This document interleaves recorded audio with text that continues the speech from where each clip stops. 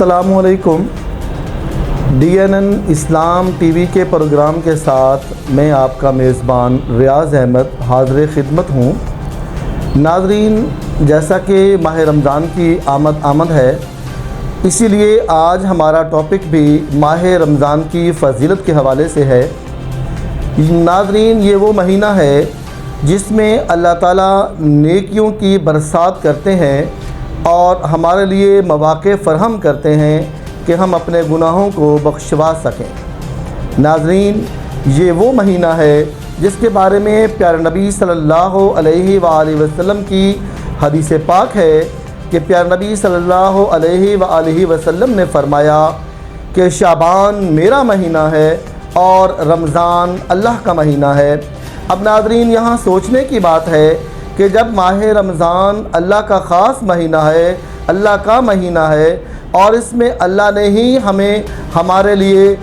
نیکیاں دینی ہیں، تو ناظرین یہاں پر یہ سوچئے کہ وہ ذات جو رحیم ہے، جو رحمان ہے، جو عام دنوں میں ہمیں اتنا نوازتا ہے، جب ہم گناہوں پہ گناہ کرتے ہیں 11 مہینے اور اللہ ہمارے گناہوں کو نہیں دیکھتا، اپنی رحمت کو دیکھتا ہے اور اللہ تعالی ہمیں بے شمار نوازتا ہے۔ تو اس مہینے میں جب ہم مسجدوں کا رخ کرتے ہیں، جب ہم نماز تراویح پڑھتے ہیں، 5 وقت با جماعت نماز کا اہتمام کرتے ہیں، ناظرین ہم اللہ سے ڈرتے ہوئے جب خلوت میں ہوتے ہیں، نہ ہم پانی پیتے ہیں، نہ ہم کھانا کھاتے ہیں، جہاں ہمیں کوئی نہیں دیکھ رہا ہوتا وہاں ہم کہتے ہیں کہ ہمیں اللہ دیکھ رہا ہے، تو اب اس کا جو اجر ہے ناظرین وہ اللہ تعالیٰ اس قدر فرماتے ہیں کہ حدیث پاک ہے، پیارے نبی صلی اللہ علیہ وسلم نے فرمایا کہ جب ایک آدمی روزہ رکھتا ہے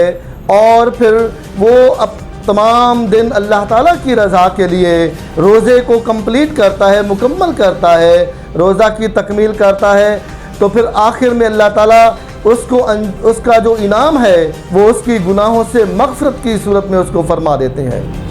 ایک اور حدیث پاک کا مفہوم ہے، پیارے نبی صلی اللہ علیہ وآلہ وسلم نے فرمایا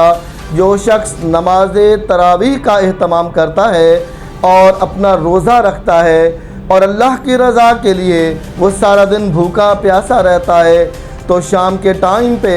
اللہ تعالیٰ اس کے سارے گناہوں کو معاف بھی فرما دیتے ہیں۔ اور ایک اور حدیث پاک کا مفہوم ہے کہ وہ شخص جو سارا دن روزے کے ساتھ رہتا ہے اور شام سے چند ساعتیں پہلے،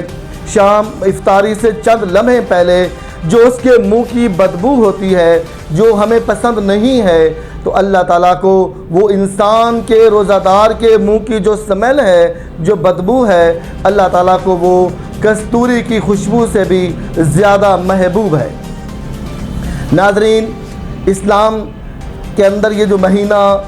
ہمارا اسلامی مہینہ ماہ رمضان ہے، اس کی بہت بڑی فضیلت ہے۔ اللہ تعالیٰ نے اس ماہ رمضان کے اندر وہ لوگ جو مسلمان نہیں ہیں، ناظرین یہاں یہ بات قابل ذکر ہے، یہ سوچئے کہ جو مسلمان نہیں ہیں لیکن وہ اسلام کی قدر کرتے ہیں، اسلام کو ماہ رمضان کی جو قدر کرتے ہیں، ان کے کیا انعامات ہیں۔ ناظرین اس حوالے سے میں آپ کو ایک واقعہ سناتا ہوں کہ جب پیارے نبی صلی اللہ علیہ وآلہ وسلم کا دور تھا اور مکہ کی گلیوں میں ایک نوجوان لڑکا ماہ رمضان کے مہینے میں سر عام کھا پی رہا ہے اور کوئی اسے روک نہیں رہا ہے، اس کے باپ کو پتہ چلتا ہے تو وہ آتا ہے اور اپنے بیٹے کو مارتا پیٹتا ہے اور اسے کہتا ہے کہ تجھے پتہ نہیں ہے کہ مسلمانوں کا روزہ ہے، کیا تو اس کا تقدس نہیں رکھ سکتا؟ تو اپنے بیٹے کو ناظرین مارتا پیٹتا ہوا گھر لے جاتا ہے۔ اللہ کو اس کی وہ ادا پسند آ جاتی ہے اور اللہ تعالیٰ اپنے پیارے حبیب سے فرماتے ہیں کہ اے میرے حبیب، اس بندے کو بشارت سنا دو، خوشخبری سنا دو کہ میں نے اس بندے کے پچھلے تمام گناہوں کو معاف فرما دیا ہے۔ تو ناظرین یہ دیکھیں، ایک غیر مسلم، ایک نان مسلم اگر اس طرح سے اس رمضان کی فضیلت کے وہ اس کے تقدس کو جو پامال نہیں ہونے دیتا اور اللہ تعالیٰ اس کو اتنے انعامات فرماتے ہیں، تو ہم تو مسلمان ہیں، ہمیں تو قرآن بھی پڑھنا ہے اور ہم پڑھتے بھی ہیں، جیسا کہ ایک اور حدیث پاک کا مفہوم ہے کہ پیارے نبی صلی اللہ علیہ وسلم نے فرمایا کہ اس ماہ مقدس کے مہینے میں اگر آپ ایک فرض نماز پڑھتے ہیں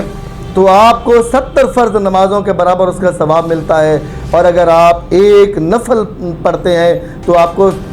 جو نفل ہے وہ فرضوں کے برابر آپ کو اس کا اجر ملتا ہے۔ تو ناظرین، اسی طرح عام دنوں میں اگر ہم ایک قرآن مجید کا حرف پڑھتے ہیں، جیسا کہ الف لام میم، یہ ایک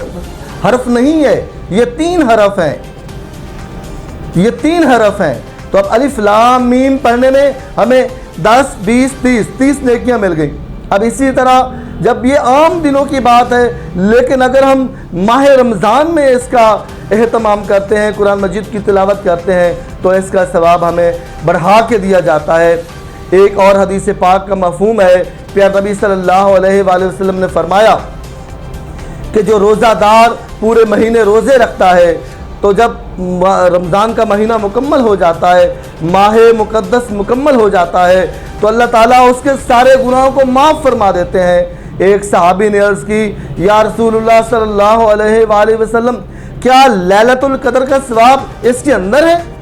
پیارے نبی صلی اللہ علیہ وسلم نے فرمایا، نہیں، یہ تو صرف روزوں کا ثواب ہے، اس میں لیلۃ القدر کا ثواب شامل نہیں ہے، یہ تو صرف روزوں کا ثواب ہے، جس کا اسے انعام دیا جاتا ہے کہ جب ماہ رمضان مکمل ہوتا ہے تو اللہ تعالیٰ اس کے تمام گناہوں کو معاف فرما دیتے ہیں۔ لیلۃ القدر کا ثواب اس سے الگ ہے، تو یہ ایک روزہ دار کے لیے اجر ہے۔ ناظرین، ہمیں اس ماہ مقدس میں ماہ رمضان کا تقدس بھی ہمیں رکھنا ہے،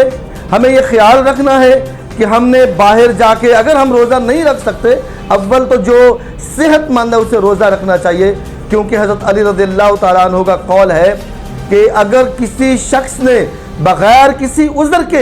ایک روزہ بھی چھوڑ دیا تو قیامت تک اگر وہ تمام روزے بھی رکھ لے تو وہ اپنا ایک روزہ اس کا وہ اجر وہ اس کو مکمل وہ نہیں کر سکتا۔ یہ روزہ کی فضیلت ہے ناظرین، لیکن اگر ہم کسی وجہ سے نہیں رکھ سکتے، اگر ہم بیمار ہیں، اگر آپ غلام ہیں، اگر آپ سفر میں ہیں، آپ روزہ نہیں رکھ سکتے ہیں، تو پھر آپ کے اوپر یہ تو کم از کم فرض ہے کہ آپ ماہ مقدس کا تقدس جو ہے اس کو پامال نہ ہونے دے، سر عام بازاروں میں کھائیں نہیں۔ یاد رکھیں کہ اگر مکہ اور مدینہ کی گلیوں میں ایک نان مسلم، ایک کافر اپنے بیٹے کو روک سکتا ہے، تو کیا ایز اے مسلم ہم یہ نہیں کر سکتے کہ ہم اس ماہ مقدس کا تقدس کا خیال رکھیں اور باہر اپنے جو ہماری مصروفیات ہیں ان کو اسلام کے مطابق ڈھالیں؟ ہم